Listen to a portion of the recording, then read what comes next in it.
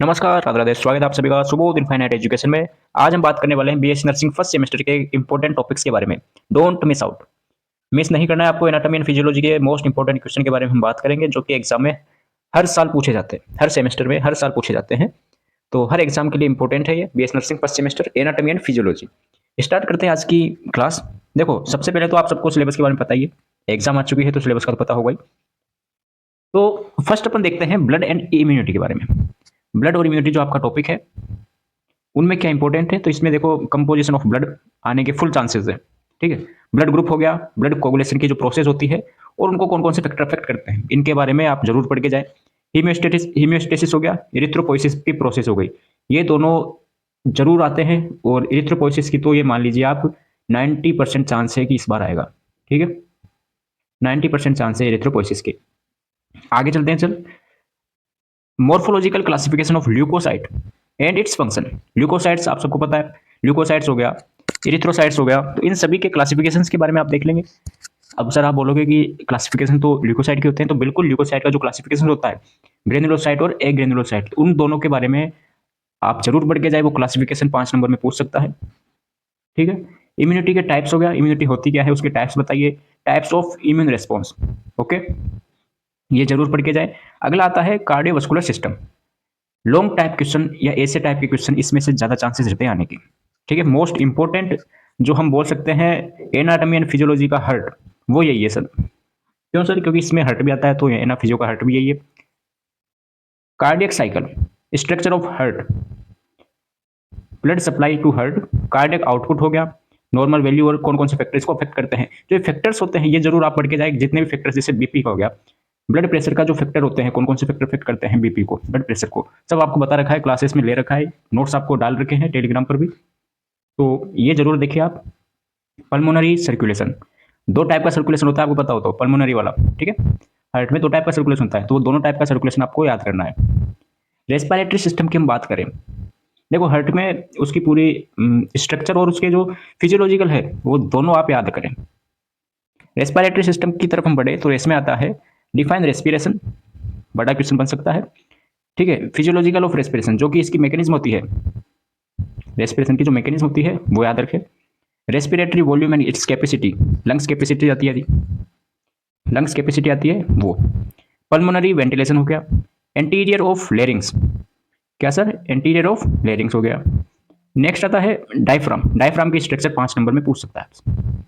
Diagram जरूर बना के आना है, सभी जितना हो सके उतना डायग्राम आपको बना के आना है। नेक्स्ट आते हैं अपन इसी में डाइजेस्टिव सिस्टम की तरफ। तो डाइजेस्टिव सिस्टम ये ऐसा पॉइंट है, डाइजेस्टिव सिस्टम का ऐसा यूनिट है कि इसमें से क्वेश्चन बनते ही है, और इतने आसान क्वेश्चन आते हैं कि आप बिना पढ़े भी आप इनको कर सकते हो। क्यों सर? क्योंकि आप पढ़ते आए हो अब तक, 11th में पढ़ लिया, 12th में पढ़ लिया। Organs of digestive system and functions हो गया। एलिमेंट्री कैनाल स्ट्रक्चर हो गया। डाइजेशन इन स्टोमक, अब कहाँ कहाँ पर कौन कौन सा डाइजेशन होता है और उनमें कौन कौन से जूस काम करते हैं, जैसे पेप्टिक जूस आ गया, ठीक है, ये पेनक्रियाटिक जूस आ गया। तो ये सब आपको कौन कौन सा होता है, उसके अंदर कंपोनेंट्स कौन कौन से होते हैं, वो आप माइंड आउट कर ले एक बार। हिस्टोलॉजिकल ऑफ स्टोमक, मतलब ये स्टोमक की पूरी स्ट्रक्चर आपको याद करनी है, जैसे स्टोमक हो गया ये, ठीक है, यहाँ पर क्या होता है, ये क्या होता है, उसकी पूरी आपको क्या है स्ट्रक्चर याद रखनी है। एक्सोक्राइन, पेनक्रियाज, पेनक्रियाज किस तरह से एक्सोक्राइन में काम करता है, एंडोक्राइन में किस तरीके से काम करता है। Functions of pancreatic juice, salivary gland, salivary glands 5 number में आने के चांसेस है सर इसके। ठीक है, कितने सेलेवरी ग्लैंड्स होती है, कहाँ कहाँ पर होती है। आगे आता है यूरिनरी सिस्टम। यूरिनरी सिस्टम में फर्स्ट आता है किडनी स्ट्रक्चर। किडनी की स्ट्रक्चर ग्रोस एंड माइक्रोस्कोपिक, ये याद रखनी है आपको, ग्रोस के अकॉर्डिंग और माइक्रोस्कोप के अकॉर्डिंग किडनी की स्ट्रक्चर हो गई। अब किडनी की स्ट्रक्चर बनाओ तो उसमें डायग्राम जरूर बनाना है आपको। Mechanism of urine formation, urine formation हो गया, ठीक है। इधर से कंपोजिशन ऑफ यूरिन, यूरिन के क्या क्या कॉम्पोजिशन होते हैं, 2 नंबर में क्वेश्चन आ सकता है। फिजियोलॉजी ऑफ मिक्सचरेशन, ठीक है। फैक्टर्स अफेक्टिंग जीएफआर, मैंने बताया आपको फैक्टर्स जरूर याद रखने आपको, ठीक है। फैक्टर्स हो गया एक ब्लड सप्लाई। मस्कुलोस्केलेटल सिस्टम, इसमें आता है gluteus maximus, humerus, skull, synovial joints आ गया, कार्टिलेज आ गया। Physiology of muscles constructions, bone healing, bone healing आ गया। मैकेनिज्म ऑफ बोन फॉर्मेशन, ठीक है। ये दोनों, इसमें से भी ये दोनों आपको कंप्लीट जरूर आते हैं। एक जॉइंट्स आ गया, साइनोवियल जॉइंट्स आते हैं, ठीक है, ये याद रखें। किसी भी एक बोन के बारे में पूछ सकता है आपसे। एंडोक्राइन सिस्टम, एंडोक्राइन सिस्टम में pituitary gland most important, hormones of adrenal cortex हो गया, इंसुलिन हो गया, बायोफीडबैक क्या होता है वो फ्लो चार्ट बना के आना है आपको। रेगुलेशन ऑफ बॉडी टेम्परेचर, कैसे बॉडी टेम्परेचर को रेगुलेट करती है। ओके, नेक्स्ट आता है रिप्रोडक्टिव सिस्टम। रिप्रोडक्टिव सिस्टम में ये प्रोसेस स्पर्मेटोजेनेसिस, स्पर्म कैसे बनता है उसकी प्रोसेस होगी। ओवरी होगी, ओवरी के फंक्शन क्या क्या होते हैं उसकी स्ट्रक्चर बताओ। ओवरी की और यूट्रस, यूट्रस की स्ट्रक्चर कौन कौन सी लेयर्स होती है वो याद रखनी है आपको। इसमें यूट्रस इंपॉर्टेंट है सर, मेंस्ट्रुअल साइकिल आ गई सर, फिजियोलॉजी के अंदर मेंस्ट्रुअल साइकिल इंपॉर्टेंट है। Ovarian changes in menstrual cycle, क्या क्या चेंजेस आते हैं मेंस्ट्रुअल साइकिल के दौरान, ओवेरियन में क्या क्या चेंजेस आते हैं। ग्राफिन फॉलिकल हो गया, ठीक है। प्रोसेस ऑफ ओव्यूलेशन, ये इंपॉर्टेंट है इस रिप्रोडक्टिव सिस्टम में। नेक्स्ट आते हैं अपन टिश्यू एंड सेल के बारे में। तो टिश्यू और सेल से वैसे तो क्वेश्चन आते हैं, लेकिन इसमें मोस्ट इंपॉर्टेंट क्या है, सेल डिवीजन और टिश्यू, एपिथेलियल टिश्यू और इसके टाइप्स के बारे में। ये तो इंपॉर्टेंट है। वैसे तो आप एक बार तो टिश्यू और सेल को ऊपर से पढ़ लेना, अब तक आप पढ़ते आए हो, स्टार्टिंग से ही पढ़ते आए हो, 11th-12th में पढ़ा है आपने, लेकिन फिर भी आप एक बार ऊपर ऊपर से इनको देख लेना और सेल डिवीजन को आप थोड़ा डीपली देख लेना।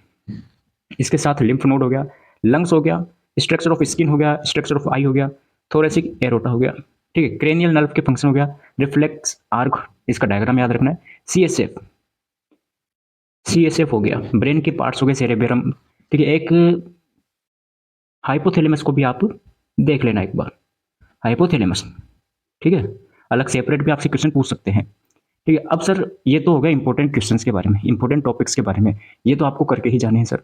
लेकिन अब कुछ ऐसा बता दीजिए जिससे कि हमें नंबर इंक्रीज हो सके। तो नंबर इंक्रीज के लिए ये आपके 2 पॉइंट आपको याद रखने हैं। क्या सर?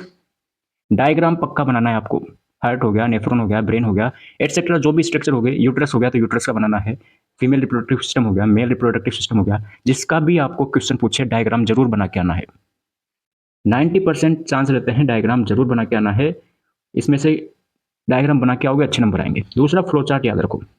कैसे सर? जैसे यूरिन फॉर्मेशन हो गया, या फिर ब्लड कोगुलेशन हो गया, या फिर अपन नॉर्मल बात कर लेते हैं कि जैसे अभी एक क्वेश्चन आया था, क्या ग्रेनुलोसाइट, ए ग्रेनुलोसाइट हो गया, ठीक है। तो जैसे ग्रेनुलोसाइट हो गया, ए ग्रेनुलोसाइट हो गया, ल्यूकोसाइट, ठीक है। फिर ये फ्लो चार्ट हो गया, इसके भी अलग अलग हो गया टाइप, इसके टाइप अलग अलग हो गए।